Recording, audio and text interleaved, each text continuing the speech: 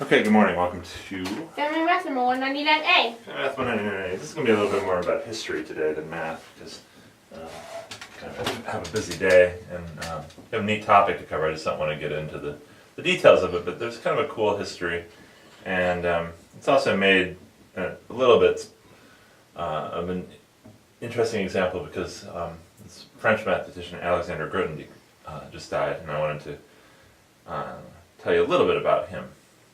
So he was a French mathematician and is regarded as one of the top mathematicians who ever lived.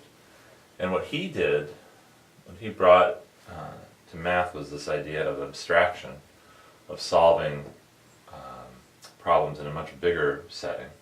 So you had, like I was explaining to you before, you have a problem sort of here, and it looks like a very difficult problem. But when you look at it in this much bigger universe, like inside of a cube, and you can solve problems about the cube that tell you solutions to what used to be a pretty hard problem. So he had this amazing idea of abstraction, and when I read the obituaries of him, that's what people talk about, is his amazing ability to find a more general setting to solve problems in. And people said, actually, that he'd be talking about a problem in a very abstract way, and it didn't sound like he was saying too much, but he was really building up a solution. Then all of a sudden, after not saying very much, the problem was solved almost by magic. It was pretty neat, actually. I wish I understood more of the math he did, because I can't really explain what he did. A little bit outside of what I know. But I can give you an example from Huron and Brahmagupta.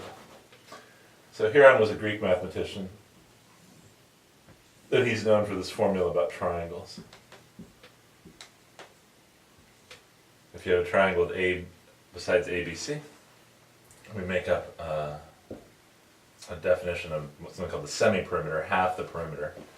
A plus B plus C divided by 2. And the area of our triangle is given by this incredible formula, S, square root of S times S minus A, times S minus B, times S minus C. And that's really absolutely amazing. Okay? And we don't know right now, until we prove this formula, we don't really know the area of too many triangles, but we do know the areas of right triangles. Yeah. Right? So we could check and see if this will work. Yeah, let's just check.